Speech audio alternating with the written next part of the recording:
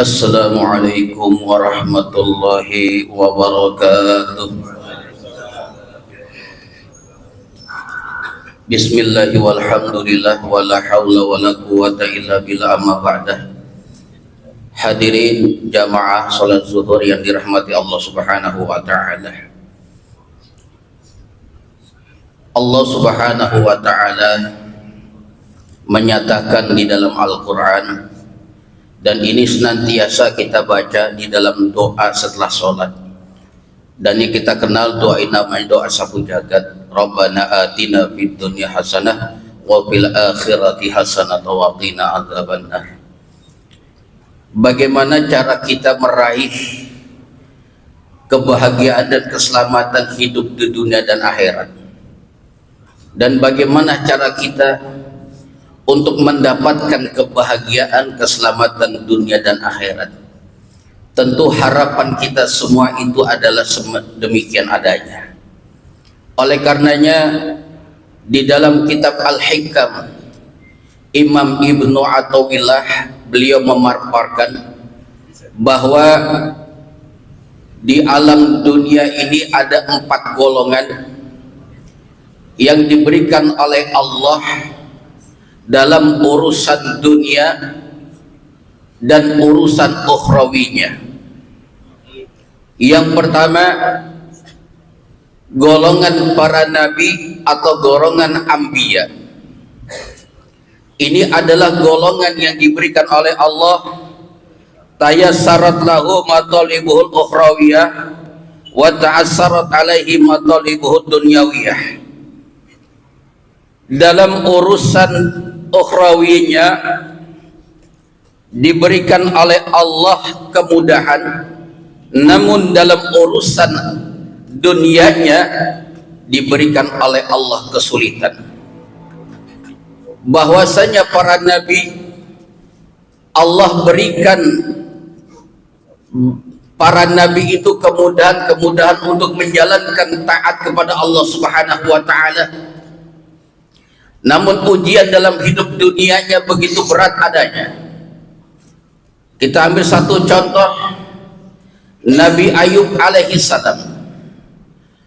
Beliau adalah seorang nabi yang pernah merasakan hidup enak. Beliau memiliki harta yang banyak berlimpah, bahkan beliau memiliki anak pun yang banyak. Pada satu ketika Allah Subhanahu wa ta'ala ingin mencoba Nabi Ayub alaihi salam. Diberikannya oleh Allah cobaan berupa penyakit yang begitu berat adanya, sampai-sampai anak pun beliau tidak ada satupun yang hidup di dunia. Harta bendanya hilang semuanya, tidak ada yang tersisa sedikit pun. Beliau hidup dalam kemiskinan, tidak memiliki apa-apa, hanya istrinya yang setia, yaitu Siti Rahmah. Apakah dengan adanya seperti itu Nabi Ayub putus asa dalam keadaan seperti itu? Ternyata tidak. Nabi Ayub alaihi salam tetap istiqomah di dalam menjalankan kewajiban-kewajiban sebagai seorang rasul, dan diberikan oleh Allah Subhanahu wa ta'ala cobaan yang begitu berat, tapi beliau tetap tersenyum. Sampai ketiga istrinya Siti Rahmah itu berkata kepada Nabi Ayub, wahai Nabi Ayub, engkau seorang nabi, engkau seorang rasul, aku tidak tega engkau dalam keadaan seperti ini. Sudahlah, minta kau kepada Allah agar engkau diberi kesembuhan. Apa kata Nabi Ayub? Aku malu kepada Allah. Berapa tahun kita hidup dalam kesenangan dunia, berapa tahun kita hidup dalam kenikmatan dunia, wahai istriku. Hanya baru beberapa tahun saja kita mengeluh dengan keadaan ini. Aku malu kepada Allah. Begitulah keadaan seorang nabi. Dalam urusan ukhrawinya diberikan oleh Allah kemudahan-kemudahan, tapi dalam urusan dunianya diberikan oleh Allah kesulitan. Ini tingkatan para nabi yang tentu hanyalah mereka-mereka yang telah merasakan seperti itu adanya.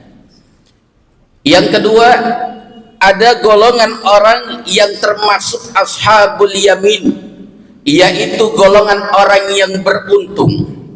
Siapa golongan orang yang beruntung? Itu adalah dalam urusan ukhrawinya dimudahkan sama Allah, dan dunianya pun digampangkan sama Allah Subhanahu wa ta'ala. Artinya orang semacam ini diberikan oleh Allah untuk urusan dunianya digampangkan, urusan akhiratnya dimudahkan sama Allah, tidak ada kesulitan buat dirinya. Saat dia melakukan aktivitas dunia, saat dia melakukan segala kesibukan dunianya sebagaimana mestinya, tapi dia tidak lupa dan terlena dengan kehidupan dunia. Dia tidak lantas menjadi orang yang terlalu sibuk dengan keduniaan, lalu dia sampai terlena dengan kesibukan dunianya, dia abaikan kehidupan akhiratnya. Tidak. Orang ini adalah ashabul yamin. Dia bisa menjaga waktu-waktu untuk beribadah dan waktu-waktu untuk mencari kehidupan dunianya. Dia tidak terlena dan terlalu sibuk dengan kehidupan dunianya. Nah, maka golongan ini adalah yang disebut dengan ashabul yamin. Tentu golongan ini adalah termasuk golongan orang yang beruntung. Dia tidak terlalu disibukkan dengan kehidupan duniawi, tapi dia selalu ingat akan kehidupan akhiratnya.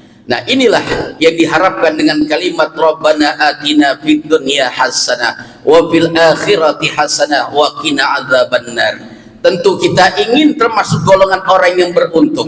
Dunia kita mendapatkan, akhirat kita dapat meraih pula akan kebahagiaan kelak nanti. Karena Allah Subhanahu wa ta'ala telah menggambarkan tentang kehidupan dunia dan akhirat sangat berbeda adanya. Wal akhiratu khairu wa abqa. Bahwa dunia dan akhirat itu sangat beda. Akhirat kehidupan yang lebih baik dan lebih kekal, sementara ad-dunya qalil, ad-dunya la'ibun wa lahwun.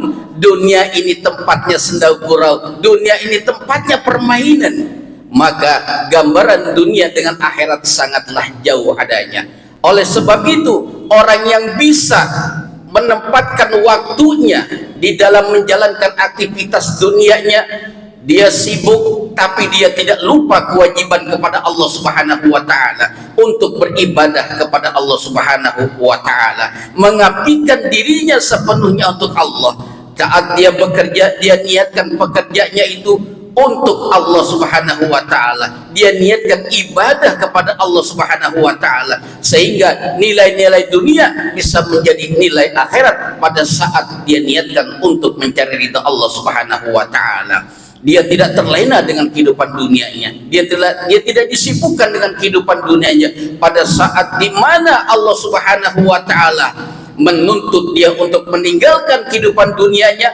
Dia segera meninggalkan sesaat, dia menuju kepada tempat kebahagiaan, dia ingin meraih kebahagiaan dunia akhirat pada saat di mana dia mendengar komandan azan bergema. Lalu dia segera meninggalkan aktivitas dunianya. Dia ingin meraih keberuntungan, bukan hanya dunia saja yang ingin didapatkan, tapi akhirat dia pun ingin beruntung. Nah, inilah orang-orang yang beruntung. Yang ketiga, golongan ini adalah golongan yang tertipu daya. Siapa orang yang tertipu daya? Yaitu mantaya syarat lahul matalibuhud dunyawiyati wa ta'assarat alaihi ukhrawiyati fahuwa minal mustadrijina. Dalam urusan dunianya dimudahkan sama Allah, tapi dalam urusan akhiratnya amat sulit dia kerjakan. Orang ini adalah orang yang tertipu daya. Ingat, orang yang tertipu daya dengan urusan dunia, dia abaikan urusan akhiratnya, maka dia akan mendapatkan yang pertama, akan membuat seseorang terlena dan lupa bahwa semua kenikmatan hidup yang dia dapatkan di dunia ini adalah titipan dari Allah Subhanahu wa ta'ala. Jikalau dia memiliki harta, harta titipan dari Allah Subhanahu wa ta'ala. Kalau dia memiliki banyak sekali kenikmatan yang dia rasakan, itu kenikmatan titipan dari Allah Subhanahu wa ta'ala. Orang yang tertipu daya dengan kehidupan dunianya, dia anggap bahwa dunia ini akan selamanya, dunia ini merupakan kesenangannya, dunia ini merupakan sumber kebahagiaan buat dirinya, padahal dia telah tertipu daya oleh kehidupan dunia. Orang semacam ini disebut dengan mustadrijin. Yang kedua, celakanya orang-orang semacam ini adalah akan membuat seseorang ini merasa hidup lancar-lancar saja. Dia anggap bahwa saya menganggap rizki saya baik-baik saja, bahkan saya mendapatkan rizki yang lebih. Di saat orang yang beribadah kepada Allah, dia merasakan seret, dia merasakan kok begini ya rizki saya, tapi dia nggak sholat, dia nggak ibadah, malah rezekinya banyak meluber. Awas, kalau orang ini adalah orang yang mustadrijin, orang yang dalam urusan dunianya dimudahkan sama Allah, tapi akhiratnya diabaikan oleh dirinya, akhiratnya tidak terlalu dipentingkan oleh dirinya, maka orang ini adalah orang yang tertipu daya.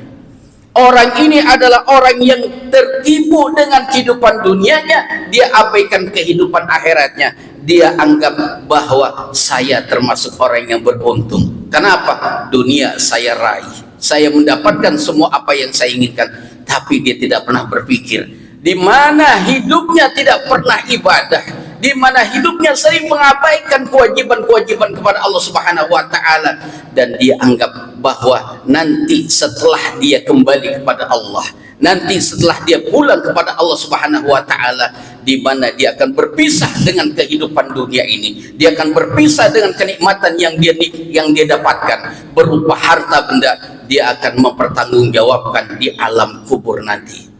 Pada saat semua dia rasakan semua itu ditinggalkan semuanya, maka pada saat di alam kubur dia akan merasakan kesempitan sana. Barulah dia akan merasakan penyesalan yang teramat luar biasa. Tapi penyesalan hanyalah tinggal penyesalan, tangisanlah hanya tinggal tangisan. Baru dia akan merasakan betapa ruginya orang-orang semacam ini yang terlalu disibukkan dengan kehidupan dunianya, mengabaikan kehidupan akhiratnya. Dan dia anggap bahwa hakikatnya orang semacam ini adalah orang yang sedang diuji sama Allah Subhanahu wa taala. Apakah dia lupa akan hakikat seorang hamba? Engkau diciptakan oleh aku, kau akan kembali kepadaku. Dunia ini adalah tempatnya kamu untuk menggapai kehidupan kelak di akhirat. Tapi terkadang nafsunya lebih besar keinginannya, nafsunya lebih kuat untuk mengajak orang ini lupa kepada akhirat. Dan orang-orang yang tertipu daya juga celakanya adalah orang ini merasakan membuat seorang ini lupa akan hakikat hidupnya dan tidak menyadari akibatnya. Apa yang sudah dia raih, dia peroleh, apa yang dia dapatkan, dia tidak ingat. Setiap apa yang dia peroleh, setiap apa yang dia dapatkan di dunia ini nanti akan diminta oleh Allah pertanggungjawabannya. Ini adalah golongan orang yang disebut mustadrijin, orang yang terlalu tertipu daya oleh kehidupan dunia. Yang terakhir, wa man ta'assarat alaihi matalibul ukhrawiyah wa dunyatu wa huwa minal mamkunina. Ini orang yang dimurkai. Orang yang dimurkai ini adalah golongan orang yang dipersulit oleh Allah urusan akhirat dan dunianya. Dunia dipersulit, akhirat juga dipersulit sama Allah. Artinya orang ini nggak pernah sama sekali ibadah. Disuruh puasa kagak mau, disuruh sholat enggak. Udah dunianya susah, akhiratnya menderita nanti. Ini orang yang hidup tapi tidak tahu diri. Disuruh ibadah nggak mau, disuruh sholat nggak mau. Apa yang mau dicapai dalam kehidupan dunia ini? Berapa lama hidup yang kau rasakan di alam dunia ini? Seberapa lama kau merasakan hidup di dunia ini? Nanti di akhirat, waktu yang kau akan rasakan penderitaan itu lebih panjang dari apa yang kamu rasakan di dunia ini. Kalau engkau diberikan oleh Allah umur, kau diberikan oleh Allah sebuah nafas, Berapa yang kamu bisa beli itu? Apakah ada harga dan nilainya? Tidak. Hanya Allah perintahkan engkau untuk ibadah, hanya Allah perintahkan engkau untuk sholat, untuk puasa. Begitu beratkah untuk Allah? Begitu beratkah dirimu untuk melaksanakan? Engkau berkata, nanti sajalah kalau sudah waktunya. Selalu ada alasan-alasan orang semacam ini. Hidupnya hanya mementingkan hawa nafsunya, hidupnya hanya mementingkan keinginan dirinya sesaat saja, sehingga habis waktunya, habis umurnya yang dia dititipkan sama Allah untuk maksiat saja. Orang ini adalah orang yang dimurkai Allah Subhanahu wa Ta'ala. Semoga kita termasuk golongan orang yang kedua, yaitu orang yang beruntung, dunia diraih, akhirat dicapai. Mudah-mudahan Allah selalu memberikan taufik dan hidayahnya kepada kita. Allah selalu membimbing diri kita agar termasuk golongan yang istiqomah di dalam menjalankan perintah-perintahnya dan dijauhkan dari rasa cinta kepada dunia, dan diberikan oleh Allah kekuatan lahir dan batin agar tetap menjalankan ibadah kepada Allah sesuai dengan apa yang Allah inginkan. Mudah-mudahan kita termasuk golongan orang-orang yang dicintai oleh Allah, orang-orang yang selalu diberikan rahmat dan maghfirahnya dari Allah Subhanahu wa Ta'ala. Demikianlah yang saya sampaikan, mudah-mudahan ada manfaatnya. Billahi taufiq wal hidayah. Assalamualaikum warahmatullahi wabarakatuh.